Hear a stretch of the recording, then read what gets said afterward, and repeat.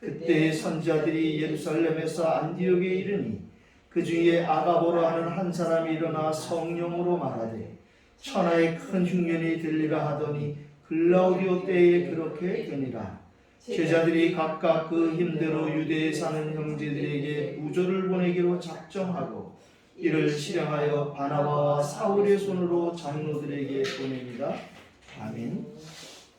오늘 이 본문을 중심으로 헬라인에게도 말하여 주 예수를 전파하니, 이렇게 저는 제목을 찾고 오늘 말씀을 함께 좀 받아야겠습니다.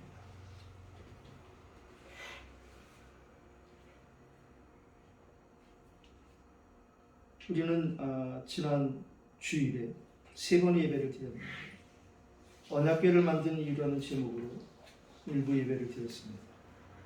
요란을 건널 때, 여름을 정복할 때, 그리고 성전 건축 때 언약궤의 그 중요한 영적인 포지션을 우리가 살폈는데, 언약궤를 하나님 만드신 이유를 현장에서 체험하는 그런 말씀을 함께 받았습니다. 요단을 건널 때도 그 언약궤가 어디에 있었는가를 우리가 찾았고요. 여리고를 점령할 때도 언약궤의 위치가 어디 있었는가, 성전을 건축할 때도 다윗이 감동하셨던 언약궤의 그런 영적인 포지션, 결국은 우리가 맹목적으로 맹신적으로 말씀에 끌려가는 것이 아니라 진짜 그 말씀이 나를 구원하신 생명의 말씀이니 우리에게 먼저 찾아져요. 언약궤를 하나님이 없애버리신 그 이유, 심지어 이 영화도 있었어요. 그 잃어버린 성궤를 찾아서, 이런 제목으로 잊어버린 그 언약궤를 찾는 어떤 그런 대단한 모험과 탐험가의 이야기가 스펙타클하게 그려진 영화가 기억납니다. 지금 그 언약궤, 하나님이 없애지는 언약궤는 지금 우리 각자의 마음속에 하나님께서 갖고 계시다고 저는 생각합니다. 우리도 어떤 상황 속을 만날 때마다 나에게 주신 이 나의 언약궤의 위치가 어디 있는가를 우리는 좀 확인해야 되거든요. 그래서 이 언약궤의 영적인 포지션을 놓치지 않았던 초대교회 사람들은 강단을 통해서 하나님이 언약을 회복시키시는구나, 언약궤가 나의 마음속에 그 하나님이 함께하는 성전 응답이 되었을 때 언약궤에 모신 곳이 성전입니다.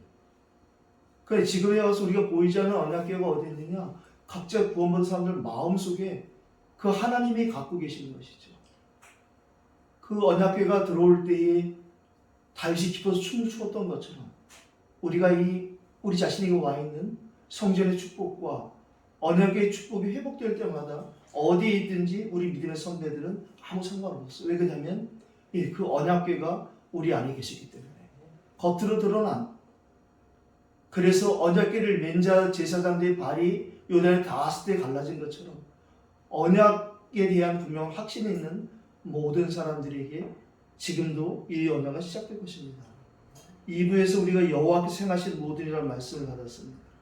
우리에게 결단이 필요한 삶이고 결단이 필요할 때가 있을 때 우리의 경험과 체험이 아닌 하나님 주시는 그 힘으로 결단해야 된다. 그러나 왜 결단해야 되는지, 결단의 이유가 하나님의 방향을 보여야 되는데 후대를 향한 결단이다.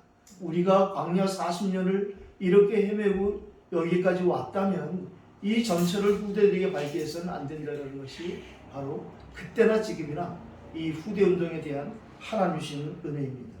그 결단에 대한 시작과 방법과 이유를 우리가 말씀을 받았습니다. 결단의 시작은 다른 것이 아니라 증거를 붙잡는 것인데요, 그 증거는 내 증거가 아니라 하나님의 증거가 돼야지 그게 하나님의 방법이 된다.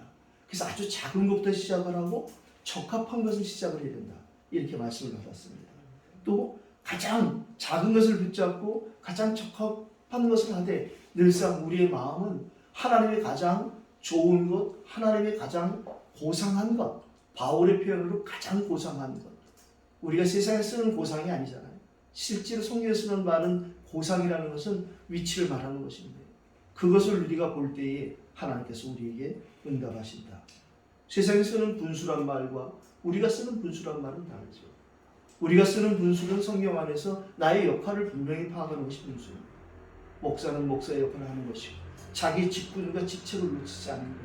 지금 내가 하는 이런 말과 나의 행동이 과연 하나님 앞에서 상대에게 어떻게 비칠 것인가.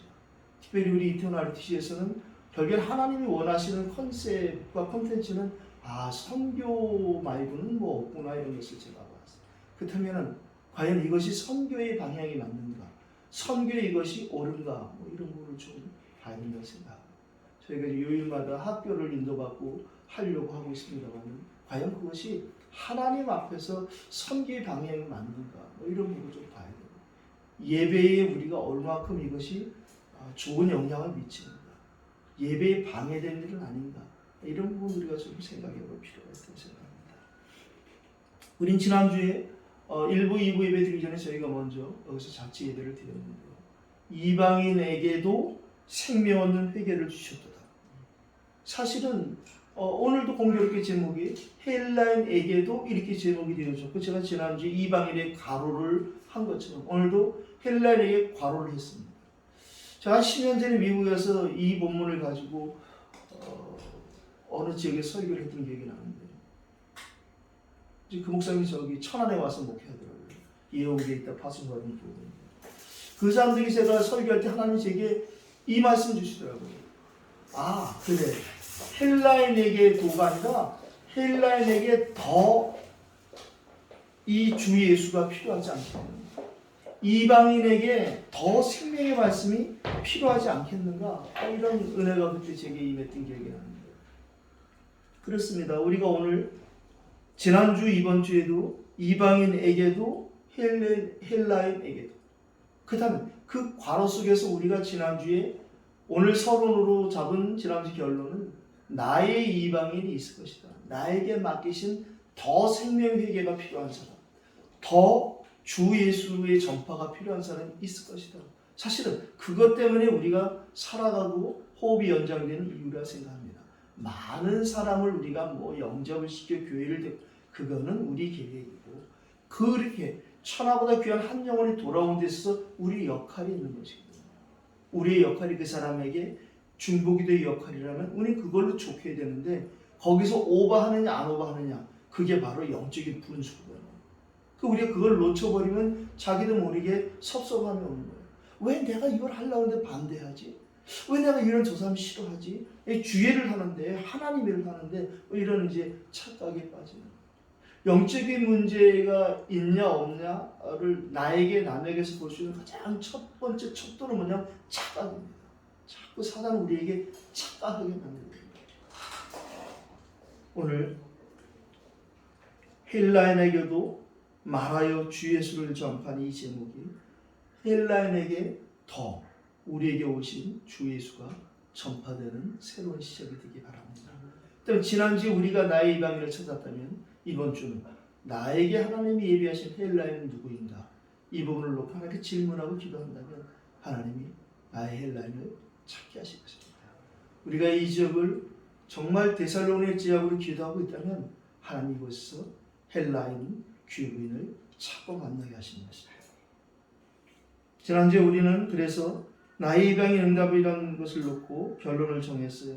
결국엔 하나님이 몇 날이 못되어 성령으로 세를 받으려 하시는 부활의 그리스도의 그 언약이 우리에게 성취됨으로 이제 우리도 기다릴 줄 아는 그런 은혜가 회복됐기 때문에 못 기다린다 힘없는 거고요. 못 기다린다 기다릴 이유를 모르는 거예요. 우리를 통해서, 우리 부족한 말씀을 통해서 지금도 하나님은 실제적으로 글로 기록되지 않는 우리에게 실제적인 이러한 사도행전 29장의 삶을 모든 전도들을 통해서 하나님 지금 이루어가고 있는 것입니다. 예수를 주와 그리스도로 믿을 때만 주시는 이 하나님의 선물이 바로 나의 이방인 응답이라고 인정을 했습니다. 그렇다면 진짜 하나님 자신이 우리에게 선물로 오셨다라는 이 복음, 이 구원의 감사 감격이 우리에게 지속되고 유지될 때에, 그때 우리에게 하나님은 비로소 우리의 눈을, 믿음의 눈을 열어주셔서 여호와의 하나님, 여호와의 주 여호와 하나님 되심을 우리에게 체험하게 하실 것입니다. 우리가 지난주에 금요일에 안목 보는 소경의 그 내용을 통해서 보냄을 받았자라는 뜻을 가진 실로 모세가 씻고 온, 다시 말하면 우리가 지금 일반적으로 착각하는 응답의 그 범위가 얼마나 협소한지를 우리가 보았어요. 당장 우리 손에 쥐어져야 응답으로 생각하는데 하나님 우리가 주시고자 하는 응답은 말씀으로 응답이 되어졌을 때 그때의 그 응답을 확신하고 그리고 그 언약을 붙잡고 출발할 때 제사장에게 그것을 믿음으로 가는 문둥병자들이 가다가 치유되는 것을 확인하는 거죠. 저 여리고성의 바디메오가 예수님께서 부르셨다라는 그 언약을 듣는 순간에 거지 유니폼 벗어버리고 안목 보는 사람이 주님을 향한 방향으로 뛰어나가는 것입니다. 바울은 이것을 이렇게 표현했어요. 나의 달려갈 길과 주 예수께 받은 사명 곧 하나님의 은혜의 복음을 증거하는 일에는 나의 생명을 조금도 귀한 것을 여기지 아니하노라. 그가 자기의 생명을 막 논개같이 초계같이 버리겠다는 것이 아니라 왜 자기에게 생명을 연장해 주셨는지에 대한 분명한 이유를 아는 거예요. 스데반의 죽음에 앞장섰던 자기를 예수님이 쳐 죽였어야 마땅한데 그것을 자기에게 오히려 기회로 주셨던, 그래서 이 생명 얻는 회개를 위해서 나의 육신의 생명을 연장해 주시는 것을 깨닫는 것이죠. 그래서 그 진흙을 이겨 그 나면서 소경된 자의 눈에 발랐다라는 우리가 그 요한복음의 말씀을 받았어요. 결국에는 그것이 뭐 굳이 그렇게 이야기는 뭐했지만 원어적인 의미를 좀 찾아봤고요. 결국에는 그것이 기름 붓다라는 그거와 같은 그 헬라어로 기록된 성경의 의미를 찾자면은 침을 뱉다 진흙을 이겨 그 부분이 아니라 그리스도께서 손댄 모든 것에 그리스도의 능력이 임하는, 그 다음에 지금에 와서 우리는 이 그리스도의 기름 부음 받아 우리가 그리스도인이라고 이야기할 수 있는, 특별히 오늘 우리가 이 예배를 통해서는 이 그리스도인들이 안디옥에 이르러 비로소 제자들이라 칭함을 받았다는 이 말을 우리가 잘 봐야 됩니다. 그리스도인이 되었다고 다 제자가 되는 게 아닌 말이에요. 제자로 태어났는데도 불구하고 자기의 제자가 되는 이 시간표와 하나님의 분명한 그 타이밍이 있다는 사실. 다시 말하면 안디옥 교회로 하나님 마가르고서 촛대로 옮겨버리신 그 이유를 봐야 되는 거예요. 모든 교회가 그리스도의 머리 되신 교회가 이 땅에 세워진 이유는 다른 것이 아니라 전도가 포함된 선교 때문입니다. 이 선교를 자꾸만 사람들이 어떻게 설명하고 이해하느냐? 전도는 국내에서 하는 것이요, 해외 나가서 하는 선교 이렇게 생각한단 말이죠. 맞을 수도 있지만 우리가 그렇게 세상이 이원론적으로 이 모든 것을 갖고 가면 굉장히 착각할 때가 많습니다. 제가 하나님부터 선교에 대한 부름 받은 적이 있었어요. 제가 한국에서 목회할 때였습니다. 뭐 제가 평신도 때 하나님으로부터 소명을 받았던 때하고 비슷한데요. 그때 우리가 개혁총회하고 막 합쳐가지고 처음으로 덕평에서 목대원 할 때였나 그랬어요. 그랬는데 하도 우리 멤버들이 그 모임에 안 오니까 유목사님 강의만 듣고 다 빠져나가는 거, 전부 차 타고 순댓국 먹으러 배강으로. 근데 오후에 뭐가 있냐면 그 개혁총회 그 사람들이 와서 신학 강의를 하는 과정이 있는데 그분들하고 저희가 너무 안 맞으니까 그분들도 굉장히 그때 괴로워할 때였어요. 그래서 이제 광고가 어떻게 됐냐, 유 목사님이 이렇게 말씀하셨다.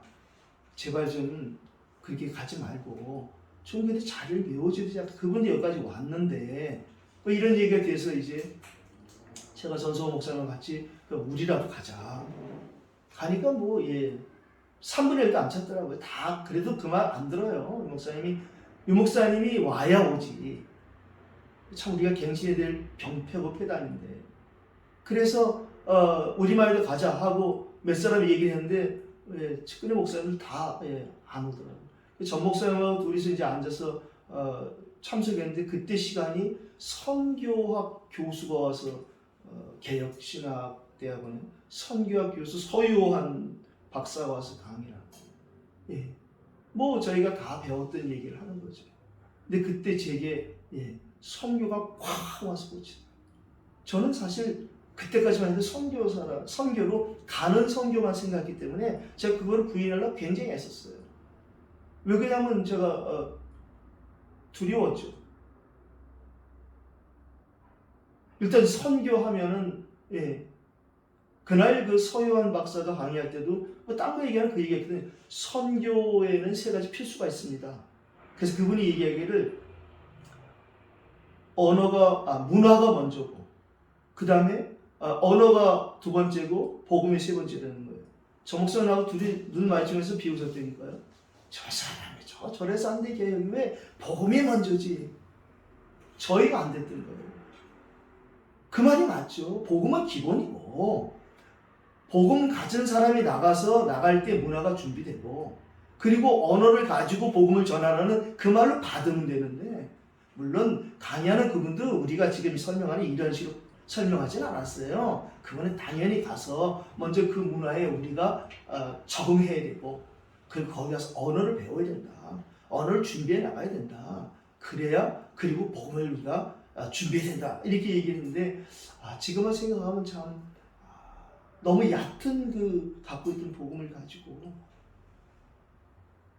그러니까 선교사 한번 갔다 와야 됩니다. 선교를 갔다 와야 철이 됩니다.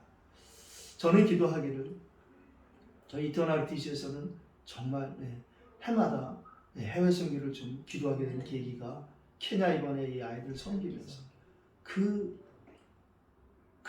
까만 얼굴에 까만 눈동자를 바짝바짝 하면서 이 핸드폰 앞으로 다가오는데 울컥하고 부끄럽더라고요.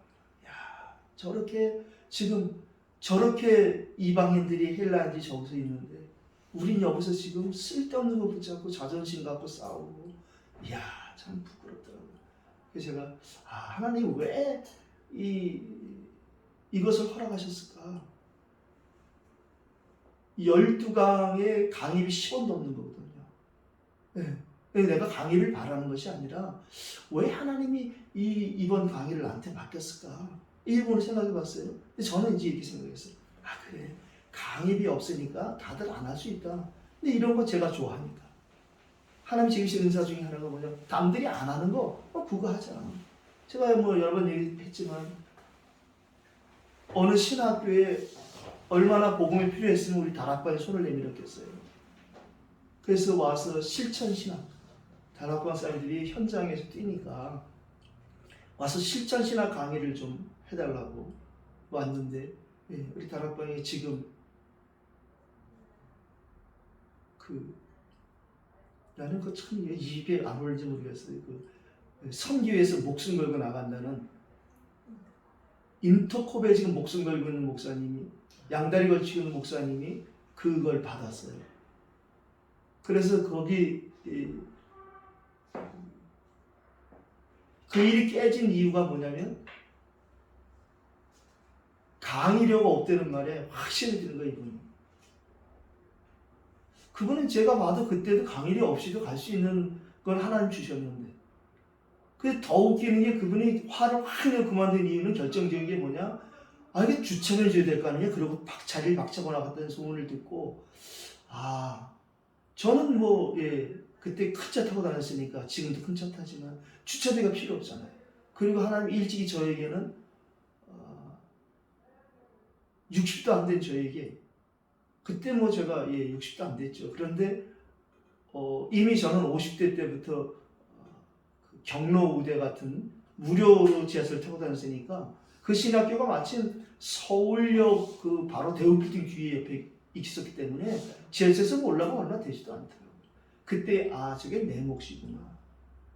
그래서 제가 참 감사한 것은 나라도 나만이라도 또 이게 소통하는 사람들하고 우리만이라도 이런 은혜가 제가 보고만 해서 회복된 것이 참 너무 감사하죠. 그래서 우리에게 이 복음을 확립하기 위해서 하나님 우리를 훈련시키시는 방법은 예배를 통한 이 훈련과 또 본부의 훈련과 또 우리 자체에 지금 되어진 이런 일 통해서 진행하고 계시다, 이렇게 좀 보고 있습니다. 오늘도 본론을 237의 방향 맞을 때, 우리 시로 표현하면 237과 방향 하나님이 맞추실 때, 이렇게 보면 되는 것이죠. 그때 따라오는 모든 것에 응답하기는 시간평답이랍니다. 그래서 오늘은 그때에, 소문을 들은 그때에, 또 제자들이 안디옥에서 그리스도인의 칭함을 받은 비로소 그때 오늘 결론을 또 그때, 그래서 이 그때라는 시간표를 가지고 오늘 저 여러분이 이때의 응답을 받는 예배가 되기를 예수 이름으로 축복합니다. 19절에 오늘 우리가 읽은 본문은 시작되었습니다. 스데반의 환란을 일어난 이 스데반의 환란으로 시작된 그때의 응답이 우리에게 먼저 들려졌어요. 그때가 어느 때냐? 스데반의 일로 일어난 환란으로 말미암아. 우리가 잘 아는 사도행전 7장에 스데반의 순교로 시작되어진 하나님의 일이 당장 일어나지 않고 오늘 이 일이 여기까지 기다렸다 일어나는 거예요. 사도행전적으로 보면 7장의 사건이 결국에는 여기까지 일어나기 전에 하나님이 준비시키는 과정이 있었어요. 사도행전 5장에 하나님 앞에 선택받고 부름받고 헌신했던 그 바나바가 준비되어지는 기간, 그리고 이 바울이 준비되어지는 기간, 더딘 것 같다고 여기신다면 우리에게 하나님이 분명한 시간표를 갖고 준비하신 시간이라고 꼭 믿으시기 바랍니다. 전도에서 선교로 하나님이 시간표를 이제 인도하시는 거예요. 그 마가다락방에 시작되어진 예루살렘 교회의 역할이 있었어요. 틀리다 맞다가 아니죠. 그러나 이제는 렘넌트 운동이 시작되어져야 되기 때문에, 다시 말하면 헬라인들을 통해서 이제 이 세계 복음화라는 일이 시작되어지기 때문에, 지금 우리에게는 이 헬라인이 다민족이 될 수도 있고요.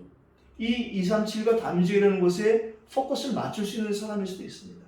그 사람이 지금 불신자일 수도 있어요. 지금 도저히 우리 기준으로 가망이 없는 사람일 수도 있겠지만, 분명한 것은 우리가 이 나의 이방인, 나의 헬라인이라는 언약을 붙잡는다면 하나님 그 일을 이루실 것입니다. 우리가 어릴 적 교과서에도 실렸던 거 같기도 하고요. 책에도 많이 나오는 얘기인데, 젊은 중림 두 분이 더 불교를 연구하러 이제 길을 떠나는 거잖아요. 그래서 그 인도까지 가려면 여기서 신라에서 고구려를 지나 저 중국을 넘어 당나라로 해서 가야 되는 상황인데, 가다가 이들이 노숙하는 사건이었죠. 밤에 그 빈집에서 자다가 목이 말라서 더듬더듬 쳤는데 마침 그릇 같은 게 잡히고, 손을 넣어보니까 빗물 같은 것이 고여있는 것 같아서 맛을 보니까 물이었길래 벌컥벌컥 마시고 참 부처님께 감사하다고 잤겠죠. 다음날 눈 떠보니까 그게 해골에 담겼던 물인 걸 보고 거기서 인간의 한계를 깨닫고, 한 중림은 남고 또 한 중림은 같다는 얘기. 제가 예배 시간에 이런 얘기 하는 것은 우리가 복음 안에서 이런 것을 재해석할 수 있다는 거예요. 아니, 그렇게 중을 통해서도, 저 부처를 통해서도 뭔가 진리를 찾겠다는 사람들도 그런 걸 통해서 또 깨달음을 가지고 굳이 인도까지 가야겠느냐 하고 돌아온 그 중만도 못한 이런 상황을 우리가 가끔씩 볼 수 있어요. 때로는 우리에게도 그런 아주 작은 소견 같은 게 발견될 수 있어요. 오늘 저와 여러분들이 정말 이제 시간표가, 이 안디옥 교회라는, 대한민국에 안디옥 교회도 많습니다. 그런데 안디옥 교회자를 붙여서 안디옥 교회가 되는 것이 아니라, 오늘 우리가 안디옥 교회의 시간표를, 그때의 이 시간표를, 이때의 시간표를 평생 받는다면, 그때 역사하신 이 선교의 주역 되신 성령께서는 우리에게 이때라는 언약을 붙잡은 우리에게 그때마다 계속 역사하실 것이라고 믿습니다. 주의 손이 함께 하시는 그들도 우리가 오늘 말씀을 읽고 받았습니다. 21절에 보니까 많은 사람들이 믿고 주께 돌아오게 된 계기가 뭐냐? 주의 손이 그들과 함께 하셨다는 거예요. 믿어진다는 거예요. 저 사람들을 보니까 뭐가 있구나 하는 주의 손이 뭐 이렇게 펑하고 나타나겠습니까? 제가 가끔 흉보잖아요. 명성교회 갔더니 글쎄 벽에다가 미술용으로 부조라고 그러죠. 이렇게 튀어나오게 만든 조각을, 험악하더라고요 정말. 그 벽에다 붙여놨더라고요. 내가 딱 그 기도 끝나고 눈 딱 떠보니까 그게 있더라고, 왼쪽에. 그걸 보는 순간에 그 교회의 색깔을, 캐릭터를 제가 봤어요. 그 교회에 가면은 처음에 마당에서부터 독특한 거 있어요. 뭐냐면 엄청난 그 돌을 실어다 놓고 거기다가 글을 새겼는데 뭐라 써요? 오직 주님 있었더라고요. 저는 그걸 보고 좀 애매한, 과연 저 오직 주님을 보는 사람들이 저 오직 주님을 어떻게 이해할까? 막연 그랬습니다. 하나님이 그 교회를 엄청 축복하셨는데 그 엄청 축복한 것이 어떻게 진행될지는 더 두고 봐야겠습니다만 또 세상에 입에 오르내리는 이런 게 대해서 너무 개인적으로 좀 마음이 아프고요.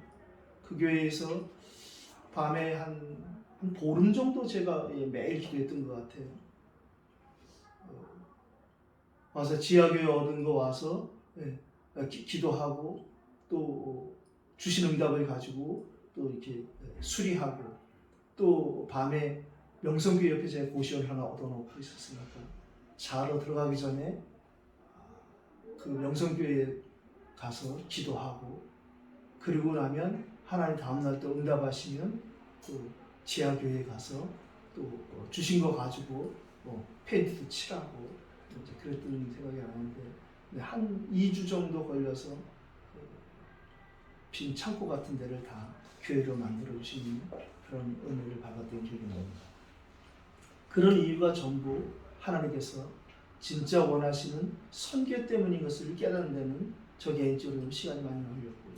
그렇다면 제가 걸렸던 이 시간을 저는 제가 후대 운동해야 될 방향은 그렇게 오래 걸리지 않게 이것저것 다 손발 잘리고 이렇게 되지 않고 다 있는 채로 좀 갈 수 있도록 돕는 것이 제가 할 일이다 이런 생각을 좀 하게 되었습니다.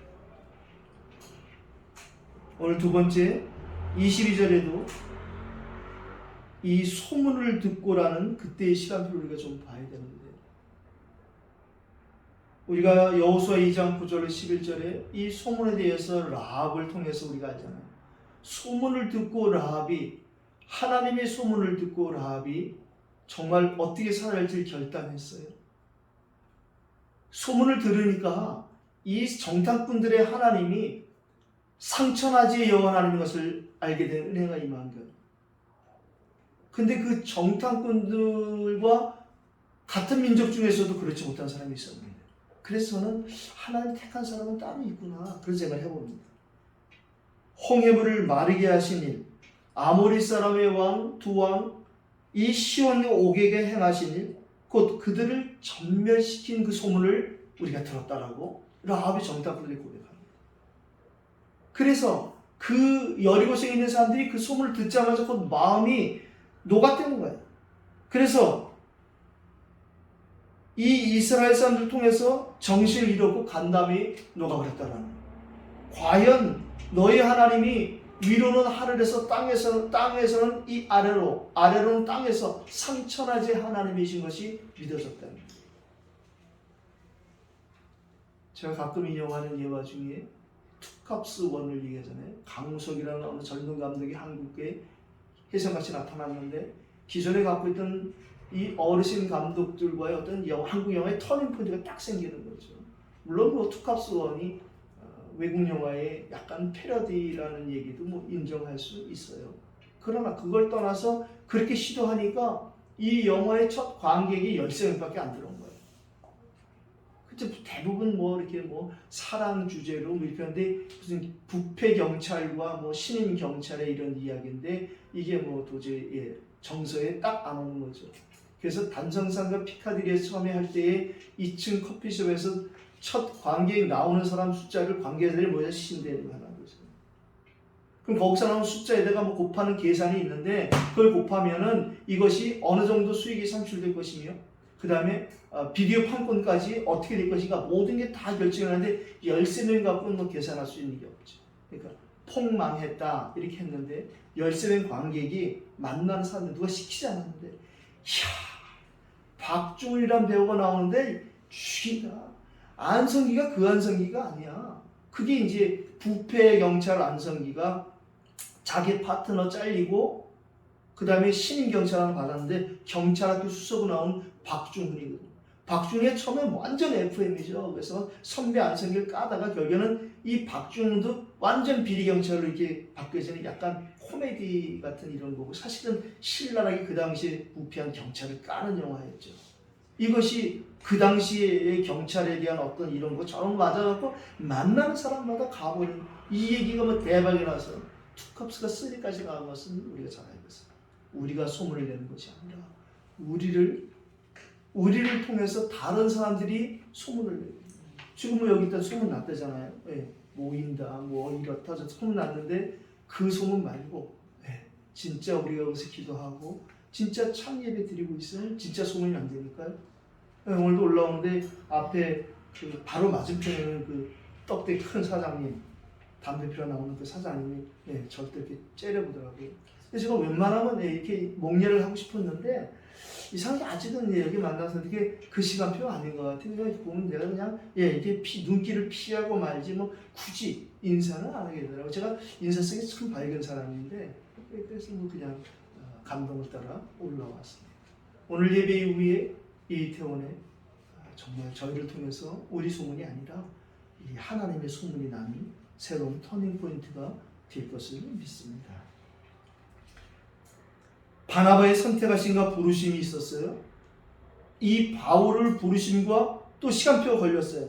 오늘 여기에 드디어 준비된 이 두 사람들의 만남이 시작되는 것이에요. 하나님의 은혜가 보이는 전도자 바나바의 메시지를 통해서 오늘 어떤 일이 일어나느냐? 하나님의 은혜가 보였대요. 저와 여러분들이 우리의 언행 심사에 하나님의 은혜가 보이느냐, 아니면 또 칼 나와라 총 나와라 가느냐, 이거 우리가 좀 봐야겠군요. 큰 무리가 더해진 이유도 성령과 믿음의 충만한 결과라고 우리가 정리했습니다. 오늘은 어떻게 뭐 하다 보니까, 네, 산업선교와 전도학 핵심화된 얘기를 언급을 못하고 간 것 같습니다. 산업선교에서는 뭐 크게 세 가지로 좀 저는 말씀받았어요. 정리가 필요하다. 말씀 정리하면 어떤 응답을 받느냐? 우리가 기도 정리하면 어떤 응답을 받느냐? 사명 정리를 하면 어떻게 받느냐? 결국은 말씀, 기도, 전도라는, 사명은 선교가 포함된 전도, 뭐 흔히 우리가 전문 용어 쓰는 사모를 뭐 이 얘기인데, 말씀 정리하면 보좌의 응답이 우리에게 따라온다. 기도가 정리가 되어지면 우리에게 시공과 조언의 응답이 따라온다. 뭐 당연한 얘기를 또 하셨어요, 우리에게. 그리고 우리에게 이 전도와 선교는 사명이 정리되어지면 2, 3, 7을 살릴 응답이 따라온다. 이 세 가지가 정리가 되려면 아주 쉽다. 7가지 흐름 속에 있어요. 이미 우리는 7가지 흐름 속에 들어왔거든요. 그것만 인정하면 되는 거예요. 그러니까 지금 오늘 이 복음의 흐름 속에서 예배드리는 저와 여러분들, 또 우리와 방향을 맞추는 모든 저희 총회 안에 또 이 전도운동하는 사람들에게 다 주신 동일한 응답으로 생각하고, 특별히 산업인들이 이 응답을 받아야 되는데 가서 뭐 이게 안 해도 된다, 그냥 안내만 해도 된다고 어제 얘기하시더라고요. 우리가 이태원에서 받을 응답이겠다, 그런 생각을 하고 있습니다. 특별히 산업선교 메시지 때마다 여러분들이 기도하시고 응답받아서 토요일에 산업선교 여기서 다시 회복되는 날, 이곳에 산업인들이 같이 모일 수 있는 그 응답을 함께 받았으면 좋겠습니다. 전도학을 통해서도 유 목사님이 정신 문제, 영적 문제를 잘 우리에게 풀어주셨는데, 결국에는 믿음 치유는 불안 치유라고 말씀하셨고, 불안하지 않아야 되는 것을 불안하는 그것이 바로 정신 문제고, 진짜 불안해야 될 것을 불안하지 못하는 것이 영적 문제 아니겠느냐. 그러나 어떤 상황에서도 불안한 것이 생긴다면 그것에 대한 하나님의 분명한 축복 계획이 있다. 우리가 금요일 예배 드릴 때 요한복음 9장 말씀을 받은 것처럼, 이 소금의 이 문제가 이 사람의 죄입니까? 부모의 죄입니까? 묻는 제자들의 의문에 예수님께서 현답을 주셨어요. 그것이 아니라 이 사람을 통해서 하나님 하시를 나타내고자 하심이라 그렇습니다. 우리에게 이런 일 저런 일 있을 수 있어요. 우리의 감정에 따라, 우리의 수준에 따라 다를 수 있어요. 그러나 무엇인가가 나타나면 그 일 속에는 반드시 하나님이 나타내고자 하시는 일이 있다는 사실을 우리 기억해야 된다고 생각합니다. 그래서 이런 불안을 치유받는 자, 치유해주는 사람에게 반드시 하나님의 축복받는 길이 나타난다고 말씀하셨고요. 핵심을 통해서 우리가 광야 40년을 가게 하신 이유를 정리해 봤는데 결국에는 생각을 치유하기 위함이라는 그런 말씀을 받게 되었습니다. 틀린 생각이 바로 사단이 우리를 속이는 통로이며 반대로 올바른 생각을 한다면 성령이 역사하는 통로다. 그럼 우리가 어떻게 바른 생각하느냐? 어떻게 하면 틀린 생각을 안 하느냐? 바른 생활이 먼저 되어지는 것이 아니라 바른 생활을 따라오는 것입니다.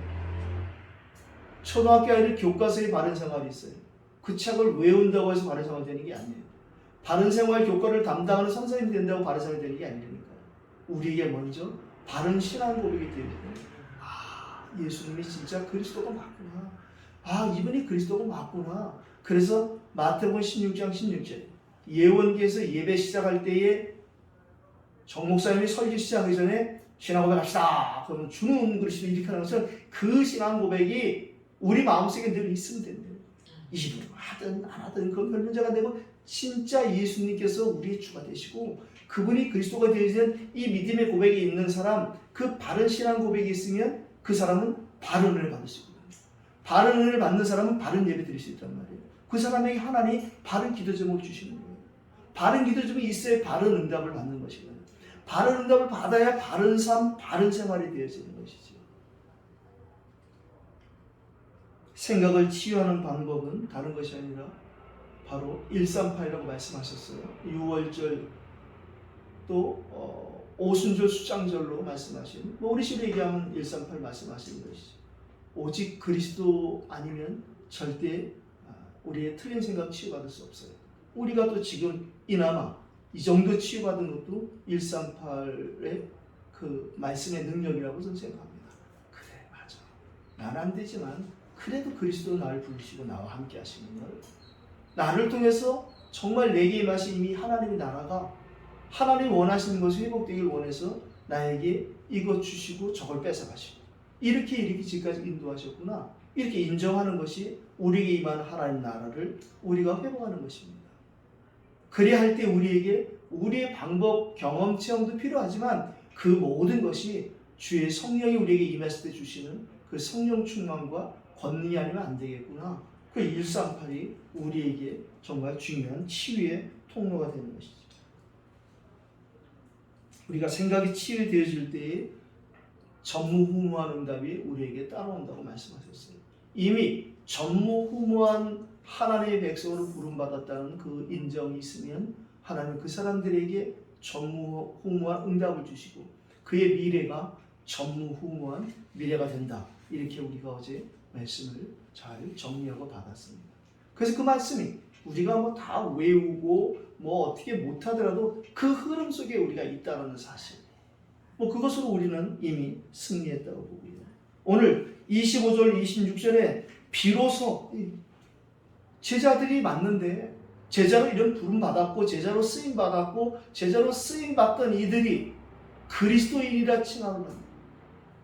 정말 크리스찬이라는 이 말을 듣는 지금 얼마나 이 크리스찬 말이 조롱당하고 그 오해받잖아요. 쟤들은 너무 독선적이고 너무 아집이야. 이게 오직을 이해하지 못하는 그들 눈에 그게 비칠 수밖에 없는 것이죠. 그래서 또다시 한번 이 태어나르치의 컨셉을 말씀드리면 우리만이라도 그런 부분에 있어서 정말 겸허하고 겸손하게 그 상대들이 오해받을 만한 일을 우리는 굳이 할 필요는 없다고 생각합니다. 오늘 그가 행하신 모든 일에 이 증언을 했다고 했어요. 바나바가 사울을 찾으러 가서 한 일이 뭐냐? 다른 것이 아니라 이 복음을 전하는 이 일을 했다는 것이. 근데 제가 지금 보니까 이게 뭐가 주보가 잘못됐네요. 이게 지금 지난주에 3대질 여기다 놓고 지금 제가 비로소 이 밑에는 제가 지금 지난주에 잘못된 걸 기록했습니다. 이걸 좀 무시하고 그냥 제가 오늘 25절 26절을 좀 보겠습니다. 비로소 이 비로소가 도대체 무엇이냐? 25절에 보니까 바나바가 사울을 찾아 다소에 갔다는 거예요. 다소에서 이제 아나니의 사역을 통해서 하나님의 천명과 소명, 사명을 깨닫고 깊이 자기 고향 다소에 가서 기도하고 있는 이 바울을 찾으러 간 바나바. 그래서 예전에 한국교회에 들어온 프로그램 중에 뭐가 하나 있었냐면 바나바 사역이라는 프로그램이 있었어요. 다시 말하면 이게 사울 같은 사람을 도와주는, 그래서 어떻게 보면 새가족 세워주는 뭐 비슷한 훈련이었던 것 같은데, 거기서 크게 은혜 받은 어느 목사님은 자기는 평생 바나바 사역한다고 하더라고요. 그러나 이렇게 들어보니까 그분이 이걸 가지고 어디서 세미나에 큰 은혜를 받아서 바나바가 사울을 찾으러 다소에 가서, 우리가 보고만 해서 이것을 해석하면 너무도 귀한 일이라고 생각합니다. 오늘 우리가 언제 그리스도인이라 칭함을 받느냐? 이렇게 하나님이 내게 붙여주시고 내게 맡겨주시는 그 제자를 찾는 이 일에 오늘 바나바가 쓰임받은 것을 우리가 25절 확인했고요. 26절 상반절에도 다른 것이 아니라 만나서, 다른 것이 아니라 함께 이 팀사이 캠프를 하게 됐대요. 그래서 충분히 다소에 가서 왜 네가 나와 팀이 되어야 되는데 대한 부분을 아마 하나님의 말씀으로 충분히 설득하고 그리고 이해시켰을 것입니다. 그리고 같이 기도해서 같은 응답을 받아서 같이 팀이 되었다는 것이죠. 26절 하반절에도 그래서 시간표가 나오는데 이들이 그 가리킨 큰 무리들 가리킨 복음이 되어지는, 예수께서 현장에서 그리스도가 되어지고 삶에서 주가 되어지는 이 실제적인 일상편의 성취를 통할 때, 그때의 안디옥이 아니라 그때의 비로소, 안디옥을 지명으로 생각하면 안 되거든요. 이 시간표에 따라서 그때의 진짜 진정한 하나님이 원하시는 그리스도인의 응답이 시작되었다. 이렇게 보면 되겠고요. 저 이게 뭐 까맣게 생각 못했어요. 어쩌면 이야 대단하네요. 그때의, 오늘 결론도 그때로 내고 싶은데요. 오늘 그때가 어느냐? 이때 이제 제자들이 비로소 안디옥에서 이 하나님 원하신 안디옥의 응답을 받았을 때, 이방인에게도 헬라인에게도, 이방인에게 더 헬라인에게 더, 저 사람에게도 거기서 우리는 저 사람에게 더, 이 부분을 우리에게 하나님 오늘 주시고자 하는 영적 메시지라고 생각합니다. 우리 눈에 저거 되겠나? 그 사람에게 더. 선지자들이 예루살렘에서 안디옥에 이르렀다는 거예요.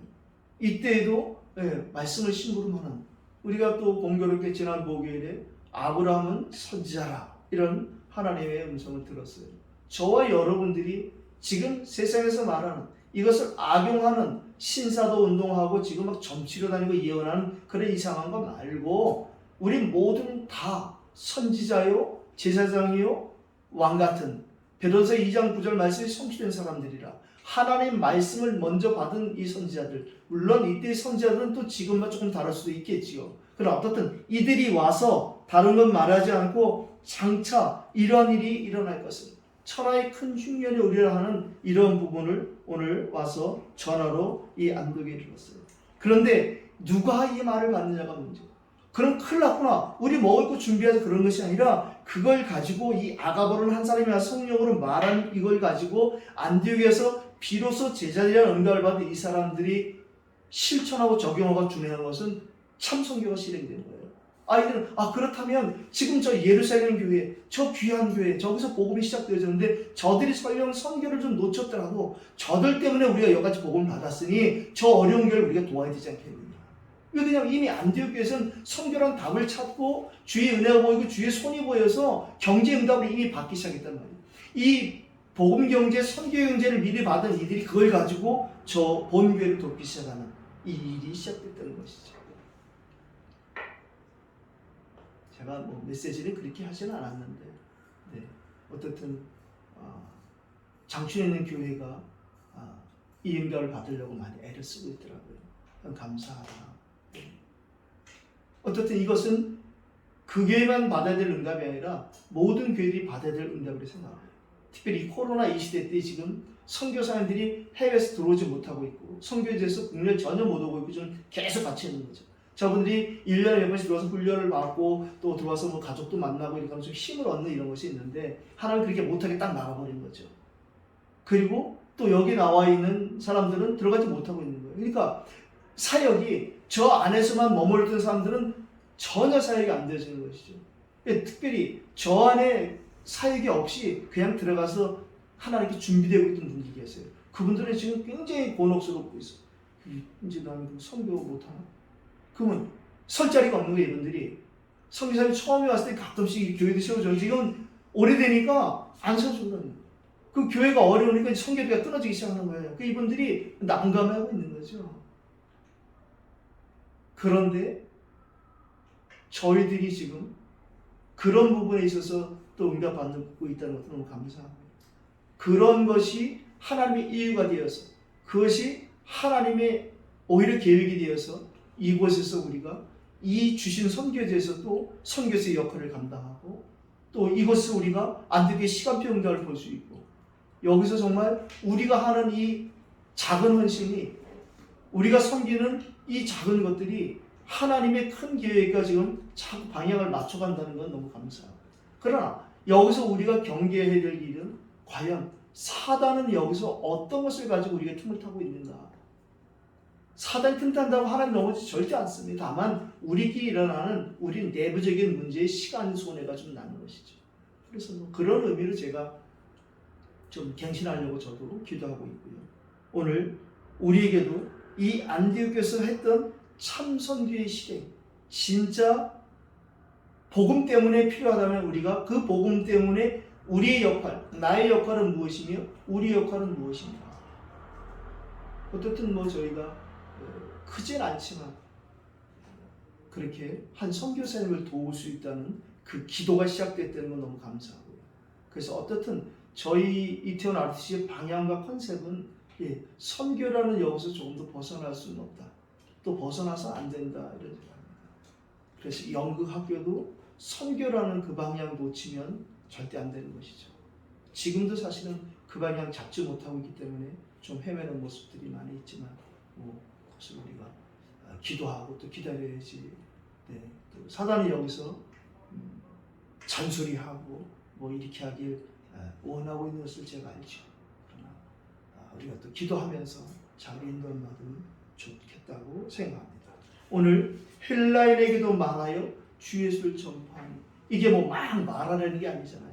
정말 헬라인에게 더 예수의 주 되시고 그리스도 되심이 필요한데 하나님 이것을 우리의 입을 사용하신다는 거예요. 우리의 언행 심사를 사용하신다는 거예요. 그다음 지난주 우리가 나의 이방인에 대한 이 언약을 붙잡은 것처럼 오늘 나의 헬라인을 붙잡는 또 그런 은혜의 예배가 되기를 예수 이름으로 축복합니다. 오늘 그때의 이 응답이 우리 평생에 나의 이때에 그때에 저때 모든 때의 응답이 되기를 예수 이름으로 축복합니다. 기도하십시다.